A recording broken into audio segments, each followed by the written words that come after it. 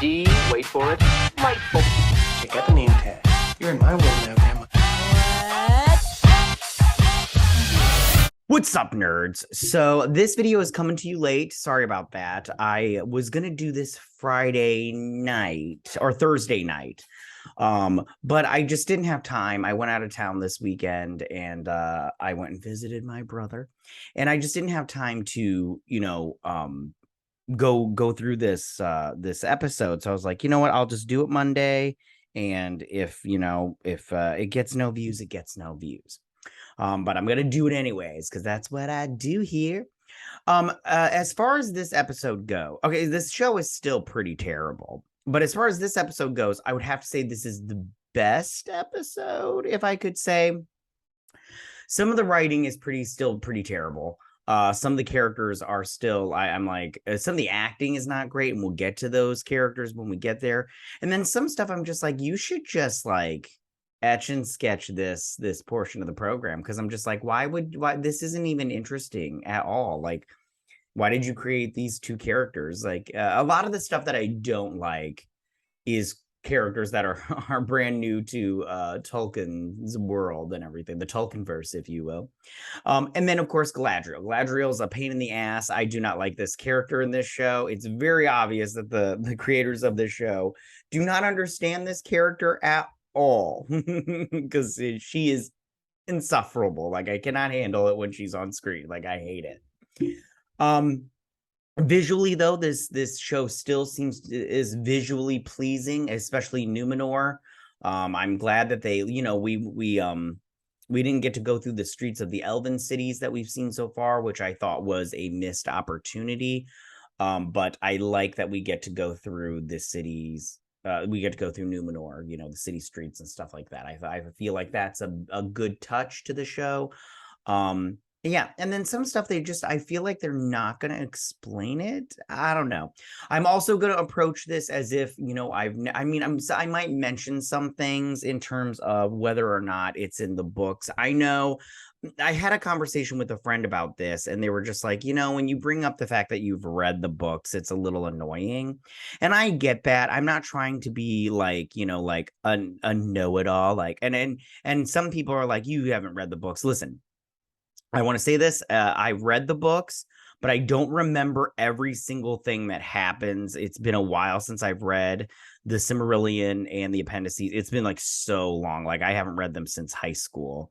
Or maybe it was a little bit after high school. I can't remember, but I can't remember that. But I just want to say that I have read them. And if you don't believe me, it's cool. I get it. But I'm not here to convince you that I've read them. I'm just saying that I have read them. So now that I've got all that nonsense out of the way, I'm going to break this sucker down. But before I get started on that, I just want to say that if you like what I do here and you enjoy independent content here on YouTube, please consider subscribing to my channel. And YouTube is always changing up their algorithm, and small channels like mine, we always get shoved to the back of the line. So please ask that you like, share, and subscribe, and I thank you in advance. So now that we got that out of the way, let's get started on this breakdown. All right. So we start off in Numenor, and the queen, she's like, I don't know, blessing these children.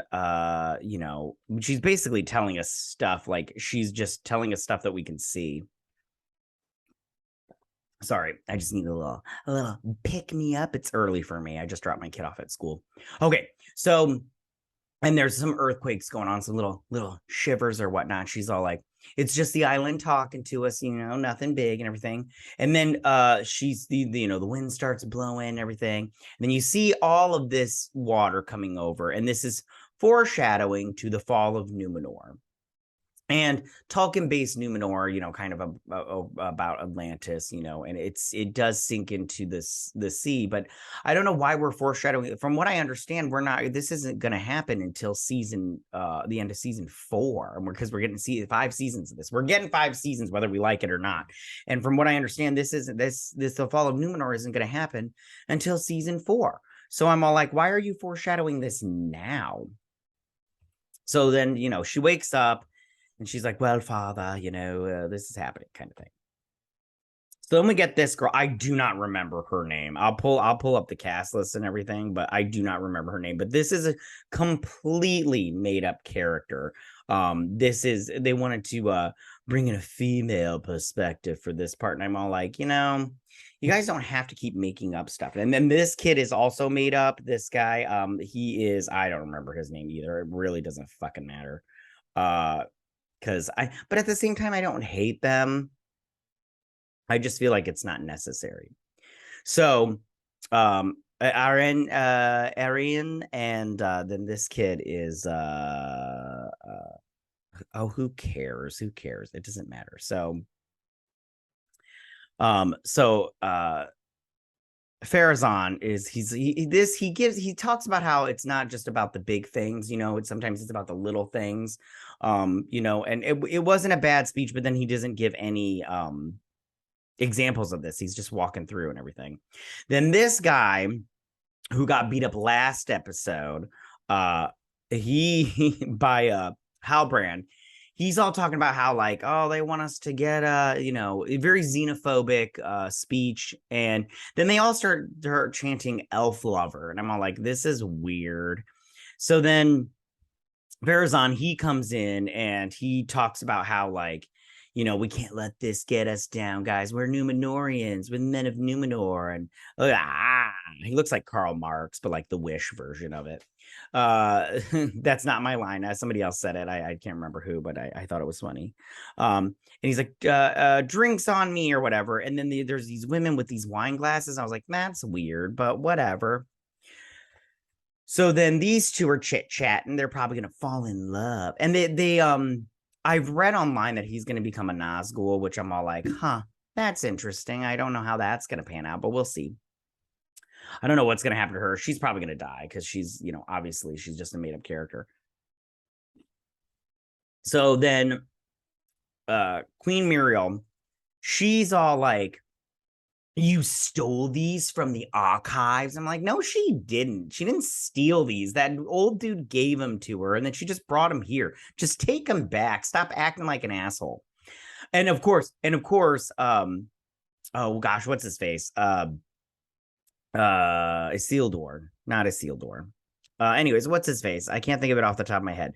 He's just standing there, just like letting her like yell at her for no reason, and I'm all like, yo, why don't you say something, dude? Why don't you say something, But it doesn't matter. Anyways, so, and she gives, I can't remember all that was said in here, and it really doesn't matter. I'm going to try to wrap this up in 10 more minutes. But she gives this line. She's like, there is a tempest in me. And I'm all like, oh, please, I could take you, please. Oh, which, by the way, later on, best fight scene ever from this Mary Sue. She's like a Karen and a Mary Sue. Grace Randolph said that, and she's totally right. I hate Galadriel 100%. Muriel's a little annoying too, but not as much as Galadriel. So this is where she says there's a tempest in me, and then she throws her in prison or in jail. And he's like, you've come to join me and everything. And then we head over to this boat where no, this is Isildur, where he's sitting on this boat, and I can't tell. He hears a voice, a woman speaking, and I can't tell who it is. I think maybe it's his mother, but I'm not 100% sure. But I'm all like, you know what? It really doesn't matter whose voice it is, because it kind of rang, because when in Lord of the Rings, when he is about to throw the ring into the Mountain Doom, and then he doesn't do it because it he hears the voices, take me and everything. But yeah, so he hears this woman's voice, and he gets this great idea to let go of the little thing, and he's like, who let it go? And he's like, I did. And he's like, you're all three kicked off the boat forever. And they're all like, what? And they're like, this isn't our fault. And he's like, I'm sorry. He's like, I thought they would just kick me off. And they're like, no. And then he says something about his dead mom, and he pushes him, and I can't remember what they say, but it doesn't even matter. So then we hop over to this little hooker, which I don't even care about Arondir. I honestly, it really does annoy me that all the elves don't have long hair. I know you're going to be all like, it doesn't say, and then they all have long hair. Listen, they should all have long hair. Okay, stop arguing with me. They should just do it. All the black elves, all the white elves, all the Asian elves, all the elves, long hair. And it really does annoy me that they don't. But it's like, whatever, it's fine. I have to get over it because it's already done. So he's sitting here and they bring in what's his face? Adar. And Adar, he comforts this orc and then stabs him to death because he's dying or whatever. He's like, why heal you? Kill you. There's more orcs. And so his scar is not that bad. He's a dark elf. Yeah. So then he talks about they make it seem like he's going to be Sauron, but he's not going to be Sauron, because that's the thing. They want you to think he's going to be Sauron. And he talks about being a god, which I don't, he shouldn't, they don't use, if you're going to mention gods in here, the Valinor is what you call them. You don't call them gods. But it's fine. It's like, whatever. For someone who hasn't read the books, I guess it would be fine. But he basically wants to become a god and everything. Yeah. Okay. So, and he's like, I want you to take a message back to the people of the towns in that little tower that you used to inhabit. And me, I just go, why would you send Alindir or Arondir? Why wouldn't you just send an orc? Like, just send one of your little orcs at night with a little torch and a little white flag and just be like, listen. But no, he sends Arondir, which I'm like, okay, I guess, whatever. So then they're running out of rations. They only have 5 potatoes left, and they're all like we're gonna have to, ration out the food. And he's like, you're not rationing out my food. And then her son, Theo, his name is Theo, right? It doesn't matter. He's all like, we should send somebody. I just want to say, this kid right here talking about bad acting. Bad actor, yo. Like, this kid's a bad actor. I was like, oh, please. So she's like, no, you're not going into town. He's like, we need to get more food. So him and his little friend, I don't remember his friend's name, don't care. They go back to the town. And his friend, he's like, I'm going to go into the tavern. He's like, no, let's get out of here. He's like, there's more food in there. He's picking up this grain. The sun goes away, and his friend abandons him like really quick. Fucking pussy.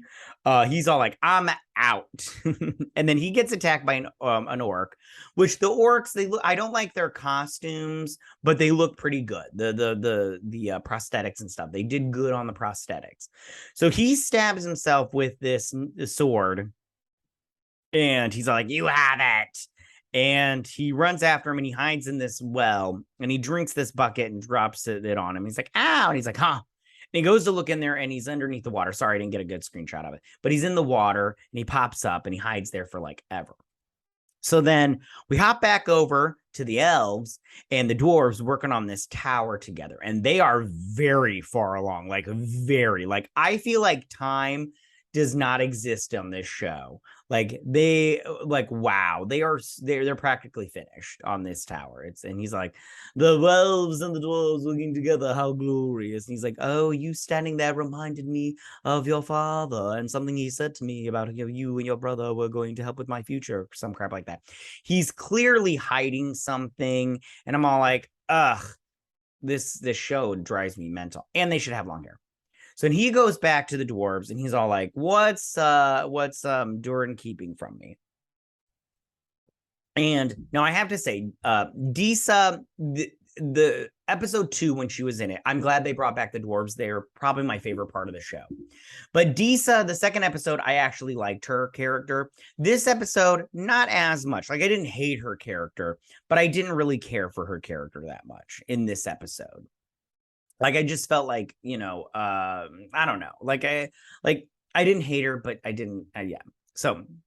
So we hear the kids, and they're playing a little game that comes into play in a little bit. And he's like, why did if your husband is going to, whatever mines, it takes days to get there, and he didn't take his pickaxe or whatnot. And she's like, first off, you don't need a pickaxe, you need a whatever. And second off, it may take days for you who don't know how to run the mines, but for us, we dwarves, we can do it in hours. She's like, and I'm making a stew because it takes days for it to sit and stew. And she's like, is there anything else I need to school you on, little elf, and everything? And he's like, no, that's cool. So then, like right after that, this scene happens where these two are discussing out in the open. They're digging in an old mine or whatnot, and he uses his elf what senses to get it, because he can hear and see from really far away, which I didn't mind this portion of the program. I thought it was like nice, but overall, like I said, the show is not that good. Like the writing and like some of the line delivery is gross, and you're just like, ugh, can't handle it. So then these dwarves are like, you lost, Elf? And he's like, no, I'm not lost and everything. And it's like, whatever. So he goes and finds the secret passageway, and he's able to do, and he's like knocking on it. And he does it because their kids were saying the secret passcode earlier in their little game. And I'm all like, you gotta be kidding me, right? So he goes in, and he finds this mine, and they're mining for mithril, which they give the dwarves the name for the mithril, which I don't think that happens in the book, but whatever. Okay, stop talking about the book. Anyways, I have to admit this, and he makes him swear on the stone. And I mean, anyways, I have to admit the stuff between Elrond and Doran were my favorite parts of this episode. I really liked it. I really do like their friendship in this show.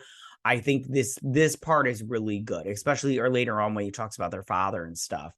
And I just like the scenes between them. I thought those were my favorite parts. All right. So he tells them about Mithril, and he's like, you have to swear not to tell anybody about Mithril. And if you do, these stones will haunt you and your people forever and everything. So he swears, and then he gives him some Mithril. And I'm all like, hey, Doran, if you don't want him to tell people, you probably shouldn't give him the thing that you don't want him to talk about. Because let's just say he's just traveling along and the mithril falls out of his pocket. And then somebody else picks up and they're like, what's this? What does he say? Oh, it's nothing. It's nothing. It's like, yo, dude, maybe you shouldn't have given him that. So then we hop back over to I was about to say Namor, to Numenor, and she's drawing, which it's very Roman-esque, very Greek Roman-esque, which I'm like, it's fine, but I'm like, and so is their clothing. I personally didn't see this when I envisioned Numenor, but it's fine. It's like, whatever. You like look at their clothing. He looks like a Roman senator there. Anyways. So then they're sitting here talking, and she's all like, "You presume to tell me how to the something of war?" And he's like, "No," and everything. And he compares her to a horse and stuff, and that kind of annoys her or whatnot. Oh, Galadriel's so annoying. So then all these 4 guards come to take her away, and she beats them so easily and pushes them into this cell. And he's like, I wouldn't do it. I wouldn't do that if I were you. And he's like, what would you have me do? Let her escape? And he's like, she's going to, whether you like it or not. So you might as well just like let her do it. And me, I'm all like, oh my gosh, this is the laziest freaking writing ever. Oh my goodness. I can't remember what these two talk about, but he does talk about how he heard a voice. And I'm all like, that's probably not good. And then she parkours again up this tall ass tower, and I'm all like, what is going on here? This nonsense. Breaks this window, and she's like, King, I have to talk to you. And she's like, he hasn't been called king in forever because he's comatose. And you may remember that they made him leave the throne last episode because he sided with the elves. And she basically brings her in here, and she's all like, I want to show you something. And she unveils the Palantir. I don't know how to say it right. Anyways, and everything is made up in this scene. Okay, Galadriel and Muriel never met. They never used a Palantir. And which Palantir would this be? Like, that's my question, and they're not going to explain. I bet you. And the entire story this entire story is just going to be carried up in these strong female warriors. I mean, they just don't know how to write, in my opinion, strong femininity in any other way than just like, hey, we girls get things done. And you're all like, what? And she's like, I have touched a Palantir before. And I'm all like, I don't think you have. I don't. And that's another thing. They don't know Galadriel because they everybody wants to be all like, this is her story arc. This is how she's going to become Cate Blanchett in The Lord of the Rings. And I'm all like, listen, by the second age, Galadriel should already be Cate Blanchett from the Lord of the Rings. That's what you all don't understand. And all this did not take place. And if you want to argue about it, you can, but you're just going to be arguing with yourself because I don't want to argue with you. I'm right, you're wrong. That's the end of the discussion. So she sees this vision, which I just want to be like, I do not remember Palantir being, they told the future. That's not how they work. And if they do, I don't remember. Again, I was going to read it. I started reading the Silmarillion again, but I just don't have time for all of this. I'm too busy. So then this kid comes back. She's like, where's my son? Now, this part right here, when he comes out of the well and he starts going through the thing, I was like, this is actually pretty good, as far as cinematography goes. But this whole episode was very like, you could tell what was going to happen. I can't remember what the word is for that. I know you're like a dummy. And then this orc finds him and he's going to cut his arm off. And he's like, no. And then Eleanor, he comes and he kills him, which I was like, oh, we saw that coming. And then we get this slow motion where the orcs are following him through the forest. Robin Hood and Little John running through the forest, or Eleanor and Theo running through the forest. And he pushes him, grabs this arrow midair and shoots it back at him. The mom shows up, Brienne or whatever her name is. She shows up because she magically knew where they were. And I'm all like, what is happening here? But whatever.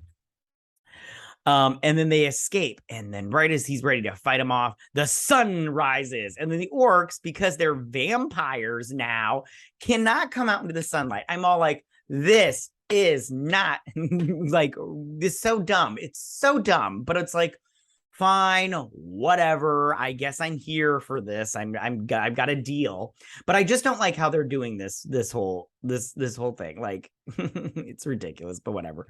And they transition into Disa singing, which I don't mind this portion of the program, giving the dwarves like a culture and stuff like that. And she's singing to the mountain. She's like, oh, singing to the mountain. And they're asking because, oh, I forgot to mention, shoot. Okay, so earlier when Durin and Elrond are in the cave, they are, hold on, let me just get a good shot. There is the tunnel collapses, and this is leading to them releasing a Balrog. Now, if you remember in Khazad-dûm in Lord of the Rings, the Fellowship of the Ring, the Balrog, they released the Balrog. They dig too deep, and they released the Balrog. And that's what destroys, Khazad-dûm. But so they have a collapse and they're singing to the mountain to ask them to bring the men that were digging, or women, I don't know, back alive. And she explains that here, and he's like, we've just got the last body. He's alive. They're all alive. And he talks to him about his father and how him and his dads are on the outs and everything. And he goes, listen, he's like, and he basically tells him, he's like, my dad died. And if I could spend one more day with him, one more hour, I would, in a heartbeat. I'd forget everything, all the bad stuff we had. He's like, just go to your dad and be like, I'm sorry. And, just take every minute that you can, which I liked this also. I do like their friendship. I like how this is going on in the show. It's just the rest of it's, maybe not do the stuff with Galadriel. Maybe just skip that stuff, or write it better. And then he goes and talks to the king, this was all good. The king, the actor here, is very good. Very good. I liked this scene. That hammer is during the first hammer, I believe. Yeah, they won't bring that up. What is that called? It doesn't matter. I said I wouldn't talk about the books. And he basically says, you don't need to apologize to me. because, you know, you're my son and I'll, you know, I'll always, you know, you always have a place by my side kind of thing. I can't remember exactly what he says. Back off. And he says what, and he says something about like, well, what your gut is he's like, what does your instinct tell you? And he's like, they're keeping something from us. And he's like, find out what it is. You need to find out what it is then. So we go back to these two, and he's like, hey, he sent me these two. By the way, they're related. They're like, their forbidden love is so forced. I've had enough already of it. And we're only 4 episodes in. I'm like, I've had enough of you two, like already. Die already. Anyways, so he's basically like, Adar is like, it says, you need to swear fealty to him, or he's gonna kill you. Like, you need to just work for him. And I'm all like, you needed him to say that to him. You need to send him and your orcs after him. I'm like, this show makes no sense. Anyways, so he's looking at his little dagger, and the tavern guy comes up, and he's not so nice as you thought. And he's all like, you took it from me. He's gonna take anything. And they both have the same scar, this little scar. And he's like, it's Sauron. He's our master, and he's gonna lead us to greatness. And I'm like, okay. I'm like, who are you supposed to be? Because I'm pretty sure this guy ends up being somebody from Lord of the Rings. I'm like, and so Adar's sitting here all, I don't know, lamenting over something. And he's like, Adar, we've found it. And then, and they talk about how they're going to kick her off the island. They're kicking her off the island because of the thing they saw. So as soon as she leaves, that tree starts, its petals start falling off. And these are supposed to be the tears of the elves or whatnot. And they're all like, oh crap, her leaving the island was what makes the petals fall. So then they declare, this guy wakes up, and they declare that they are going to go to Middle Earth, and they are going to help the elves destroy Mordor, or the Southlands. That's what the Mordor is the Southlands are starting to become Mordor. And she's like, we are going to go destroy them. And who's with me? And they're all like, and he's like, they're all like, I will go. And we get this very much like, I volunteer as tribute. And that's where the episode ends. And like I said before, this episode's not like overwhelmed. It's not a complete abortion, but it's not that great. Like, there's still some stuff that I personally didn't like. There's, some bad line delivery. The character of Galadriel is like I said before, completely insufferable. I do not like Galadriel in this show. She is so annoying. It is not hashtag not my Galadriel. But yeah, and I'm going to keep watching it because, I'm a masochist, but tell me what you guys think about this episode. Did you like it? Did you not like it? Who's your favorite character? Are you like me and you just don't like, Galadriel? Do you think that, that Theo kid, the actor, is bad? Is there any characters that you don't like? How do you feel about everything going down so far? Share all that stuff. Go ahead and leave all your comments in that section down below. If you like this video, go and hit that like button. I won't mind. If you're new to my channel, please hit that subscribe button. I'd greatly appreciate it. And I will see you guys on my next Rings of Power breakdown and review. You guys have a good week. Bye.